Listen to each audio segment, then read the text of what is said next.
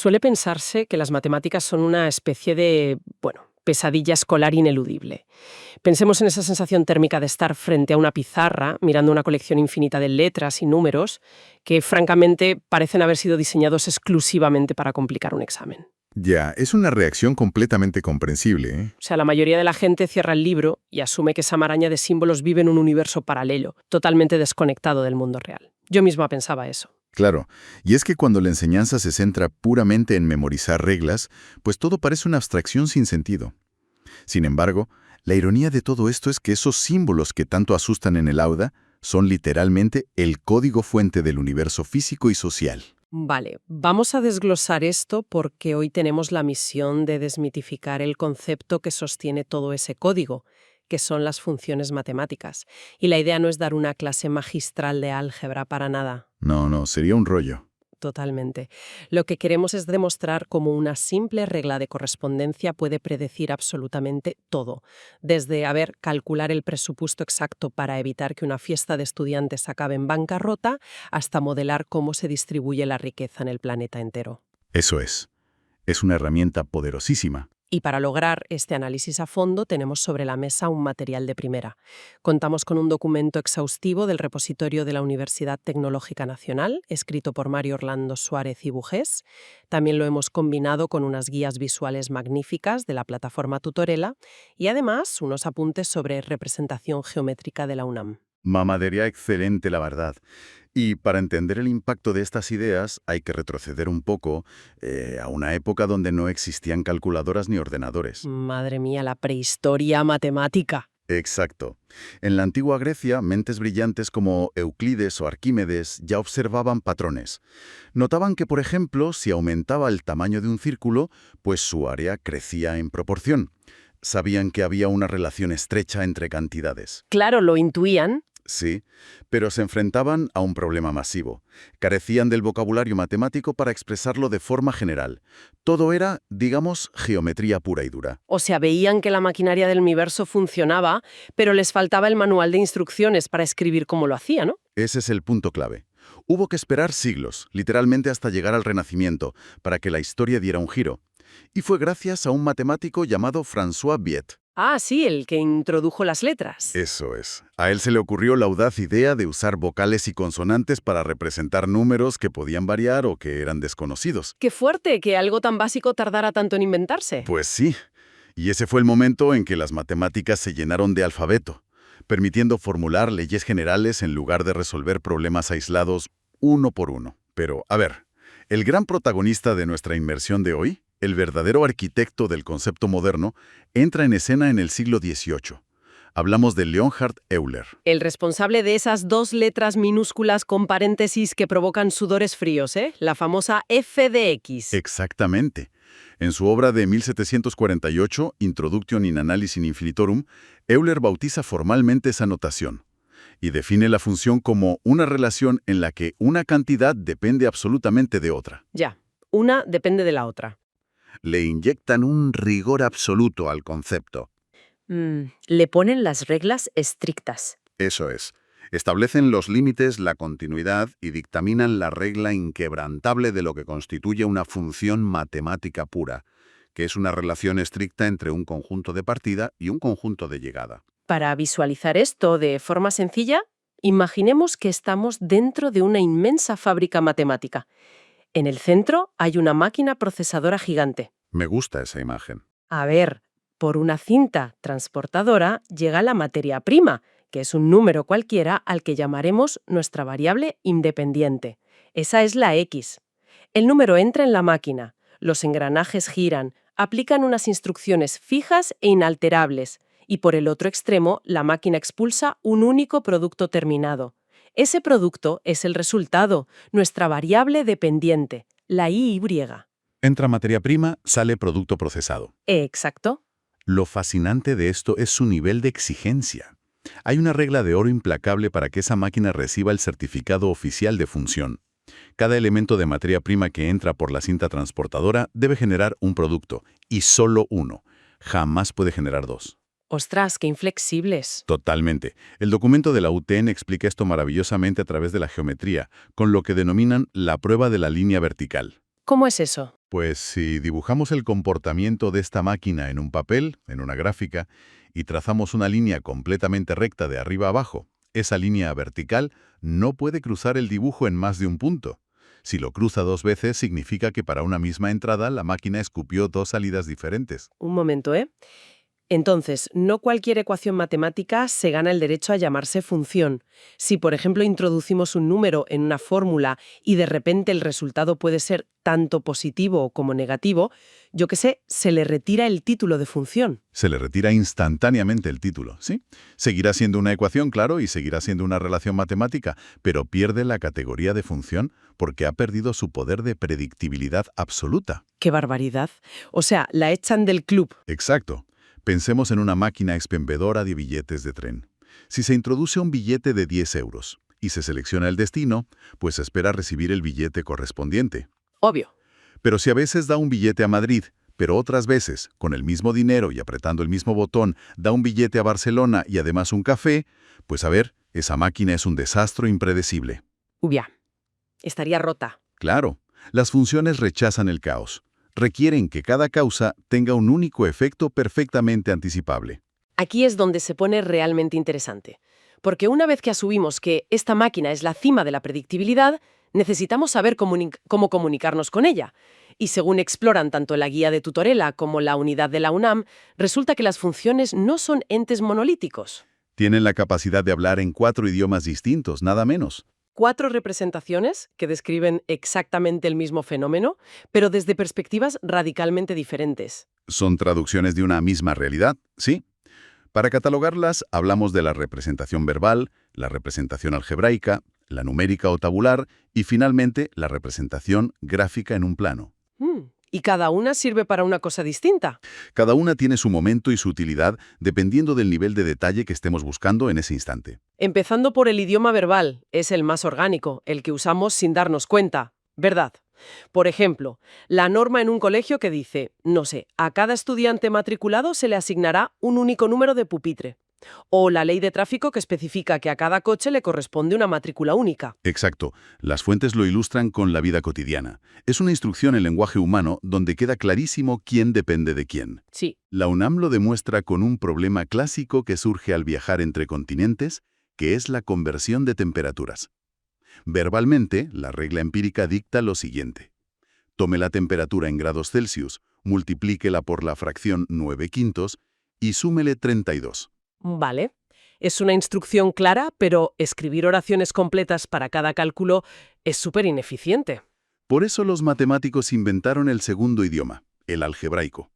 Es decir, cogen esa frase larga y la comprimen en puro ADN matemático. Una fórmula compacta. Ese es el término exacto, el ADN. La fórmula destila la instrucción verbal en símbolos. Sin embargo, a ver, una fórmula abstracta puede ser difícil de digerir si no tienes mucha práctica. Ya, asusta un poco ver tantas letras y fracciones, claro. Así que pasamos al tercer idioma, el tabular o numérico. Se trata de crear un catálogo meticuloso de entradas y salidas. Una tabla donde si entran 0 grados Celsius, se anota que salen 32 grados Fahrenheit. Si entran 10, salen 50. Vamos, un registro exhaustivo de toda la vida. Eso es, se genera un registro numérico claro. Y si cruzamos ese catálogo de números con la geometría, llegamos al cuarto idioma, la representación gráfica. Coger todos esos datos de la tabla, marcarlos con puntos en un plano y unirlos. En el caso de las temperaturas, de repente vemos aparecer una línea recta que sube de forma constante. Y esto, fíjate, invita a pensar en una analogía estupenda. A ver, cuenta. Que conocer verdaderamente una función matemática, es como llegar a conocer a una persona. Ah, me gusta. Desarrollemos esa idea. ¿Cómo encajan los 4 idiomas en esto? Pues mira, pensemos en la representación verbal como la reputación de esa persona, lo que la gente cuenta de ella en una conversación. Vale. Y entonces la representación tabular o numérica sería su currículum vitae, supongo. Una lista muy fría de datos concretos, de dónde ha estado y qué resultados ha dado año tras año. Siguiendo el hilo, la representación algebraica encaja perfectamente como el ADN que mencionábamos antes. Es el código genético subyacente e inalterable que dicta cómo se va a comportar esa persona bajo cualquier circunstancia. Y, por último, La representación gráfica es ver una fotografía en alta resolución de esa persona actuando en su entorno. Todas estas representaciones nos muestran exactamente al mismo sujeto. Pero la foto nos da un impacto instantáneo que el ADN o el currículum no logran transmitir a simple vista, claro. Totalmente. La potencia visual del gráfico es innegable. Tutorela hace muchísimo hincapié en esto, de hecho. Solo con mirar la inclinación de una curva en un plano, el cerebro humano detecta instantáneamente si una variable está creciendo suavemente o colapsando a una velocidad vertiginosa. ¿Es como leer un mapa? Eso es. Y lo más hermoso de estos lenguajes es que son intercambiables. Observando el ADN algebraico, si el número que acompaña a la variable X es positivo, ya sabemos sin necesidad de dibujar absolutamente nada que la fotografía gráfica mostrará una línea ascendente. Es una traducción simultánea y perfecta. La UNAM utiliza el ejemplo del volumen de una esfera para ilustrarlo. La fórmula indica que el diámetro se eleva al cubo, y claro, verbalmente suena a cálculo aburrido. Un rollo, sí. Pero si lo miramos gráficamente, vemos una curva que despega como un cohete.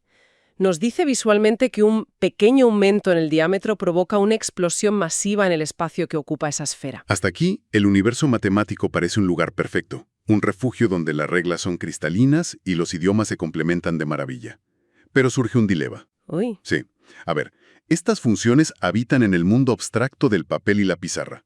¿Qué ocurre en el momento exacto en que sacamos esta máquina matemática de su fábrica ideal y la obligamos a interactuar con el mundo físico? Ya, un mundo lleno de gravedad, restricciones de espacio y presupuestos limitados, que no todo es infinito. Ahí es cuando las matemáticas sufren un choque frontal con la realidad.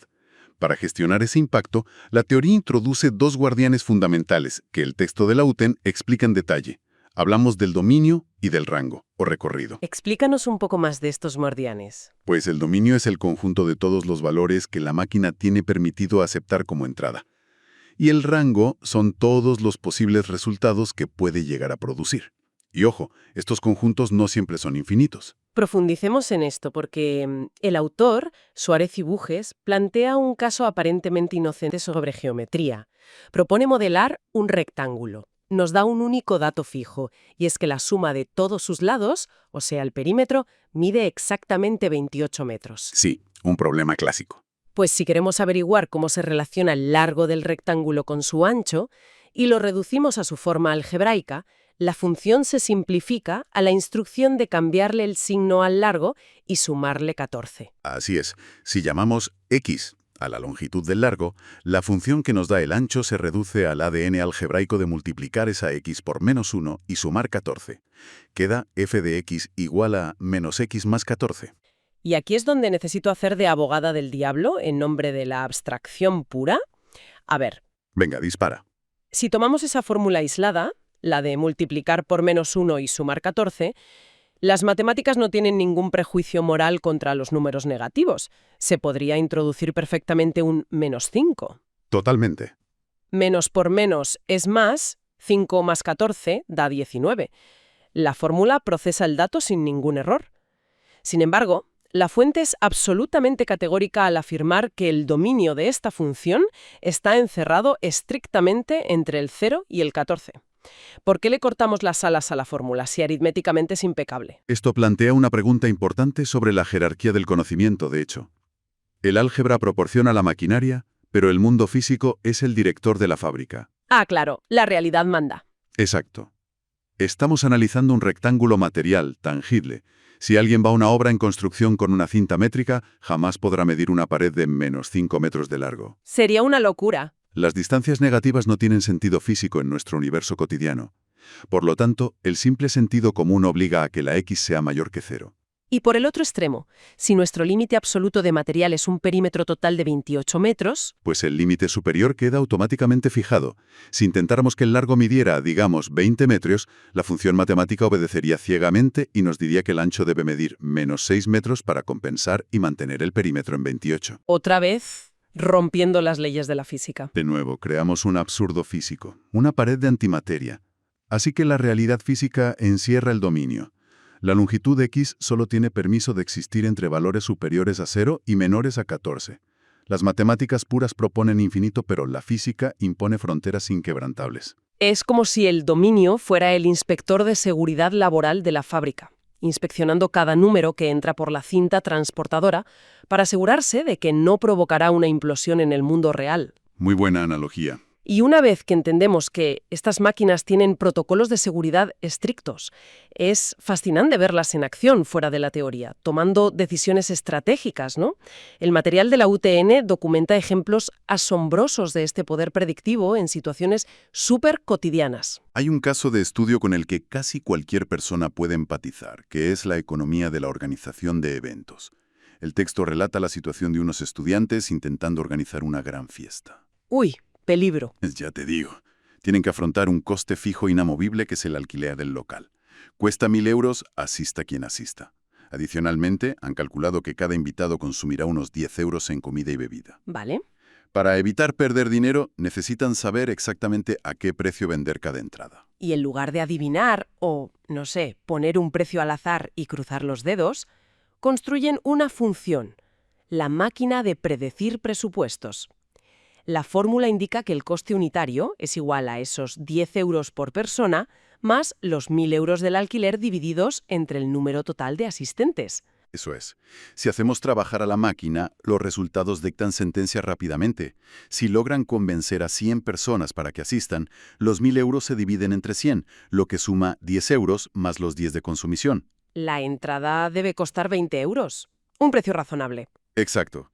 Y la magia de la curva gráfica de esta función es que muestra un rendimiento espectacular si el evento se vuelve masivo. Claro, si logran un éxito viral y atraen a 1.000 asistentes, el coste del local se diluye drásticamente. 1.000 euros entre 1.000 personas es un solo euro. Sumado a la bebida, el precio de coste se desploma a 11 euros. Pero ojo, la máquina también actúa como un sistema de alerta temprana. ¿Qué revela la función si la asistencia es un desastre? El abismo financiero. Tal cual. Si solo logran convocar a un pequeño grupo de 10 amigos íntimos, la realidad golpea con fuerza. Los 1.000 euros del local caen como una losa sobre esos 10 valientes, tocando a 100 euros cada uno. Más los 10 de comida, el coste por individuo se dispara a 110 euros. Una ruina. La función, de un solo vistazo, ha demostrado que las economías de escala son implacables.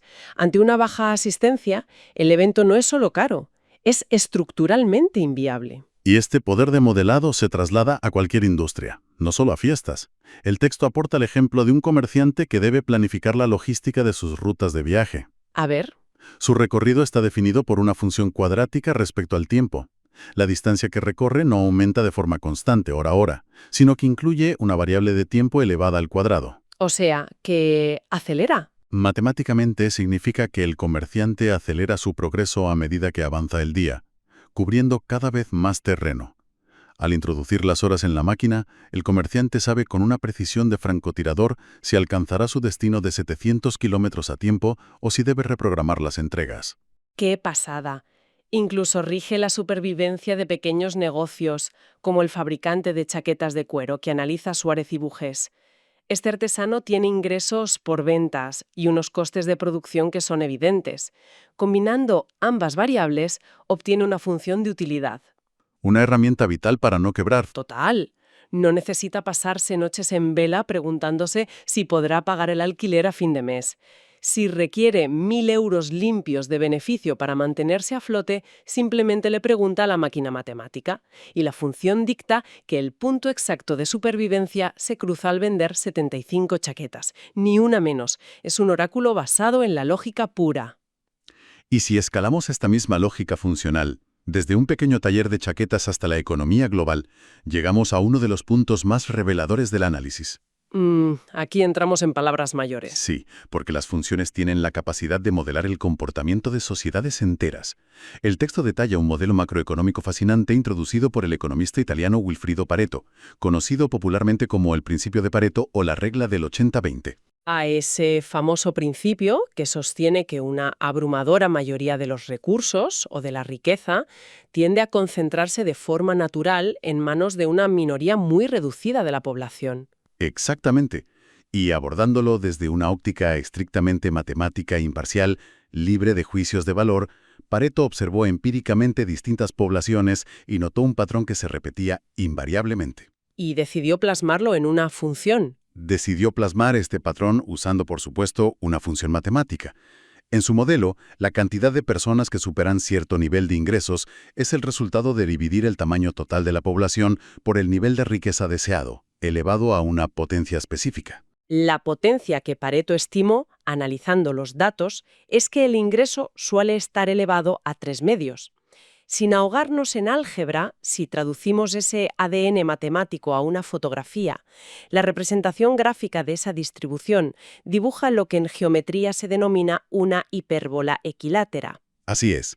Si conectamos este gráfico con el panorama general y con la realidad de las calles, la forma visual de esta curva es sumamente descriptiva. Cuéntanos cómo se ve. Pues comienza con un pico inmenso y muy elevado en la zona más cercana al origen, donde los ingresos son menores. Ese pico representa la gran masa de la población.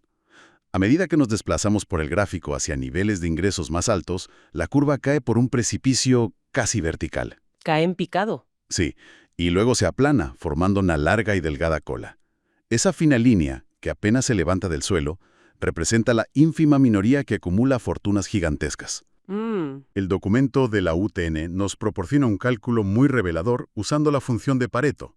En una población determinada bajo este modelo, la máquina indica que apenas unas 800 personas lograrían sobrepasar la barrera de las 10.000 unidades monetarias, mientras la abrumadora mayoría habita bajo el gran pico inicial de la hipérbola. Entonces, ¿qué significa todo esto? Hemos comenzado viendo cómo se organiza una modesta fiesta de estudiantes para no perder dinero. Luego hemos pasado por cómo un pequeño empresario calcula cuántas chaquetas de cuero le separan de la quiebra. Y hemos terminado modelando con pasmosa exactitud cómo fluye y se estanca el capital en la economía de naciones enteras. Una locura, sí. Resulta que en el fondo de todo, palpitando silenciosamente bajo la superficie del aparente caos de nuestras decisiones cotidianas, hay una maquinaria funcional trabajando incesantemente. El gran hallazgo de todo este análisis es confirmar que las funciones matemáticas están muy lejos de ser herramientas estériles atrapadas en un encerado académico. Son en realidad los prismas a través de los cuales la mente humana ha logrado sistematizar el universo. Son como unas gafas para ver la realidad. Exacto. Proporcionan estructura frente a la incertidumbre. Permiten a los ingenieros asegurar que un puente no colapse, a los economistas prever las dinámicas de la pobreza y a los ciudadanos comunes optimizar sus limitados recursos. Proveen relaciones incuestionables de causa y efecto. Hemos completado un recorrido verdaderamente asombroso a través de las fuentes de hoy. Partimos de aquellas primeras abstracciones formidables de Leonhard Euler en 1748 y hemos comprobado cómo ese enigmático lenguaje de la F y la X actúa como el traductor universal de la realidad. Un viaje increíble, la verdad. Estas máquinas abstractas nos hablan mediante leyes escritas, se comunican en código algebraico, se catalogan en densas tablas numéricas y se manifiestan visualmente a través de gráficos. Y todo ello aceptando con resignación los límites inflexibles que impone nuestro universo físico, a través de sus dominios y rangos. Han demostrado ser el mapa más preciso de nuestra interacción con el entorno físico y económico. Y esa certeza nos deja con una idea profundamente inspiradora, pero que al mismo tiempo, resulta ligeramente inquietante para reflexionar en privado para quienes nos escuchan. A ver, cuéntanos. A lo largo de este recorrido ha quedado demostrado cómo las matemáticas modelan la explosión del volumen de una esfera, ajustan el presupuesto de un evento al último céntimo y describen fielmente la acumulación de la riqueza mundial. La física, la logística y la macroeconomía parecen someterse sin resistencia a estas maquinarias predictivas. Hasta ahí estamos de acuerdo. Pero si partimos de la premisa de que casi cualquier interacción medible en nuestro universo es, en el fondo, una función esperando ser descubierta, ¿o qué ocurre con las complejidades del comportamiento humano? Ostras. ¿Es concebible que existan funciones matemáticas ocultas, aún no descifradas, que gobiernen las subidas y bajadas de nuestras emociones, nuestros repentinos destellos de creatividad o la profunda moralidad de las decisiones que tomamos cada día? Quizá la mente humana no sea la gran excepción a las matemáticas. Quizá simplemente la ciencia aún no ha sabido identificar cuáles son las variables independientes correctas para poder resolver de una vez por todas la gran ecuación del ser humano. Un misterio fascinante para seguir explorando, sin duda. Gracias a todos por acompañarnos en este análisis a fondo. Hasta la próxima.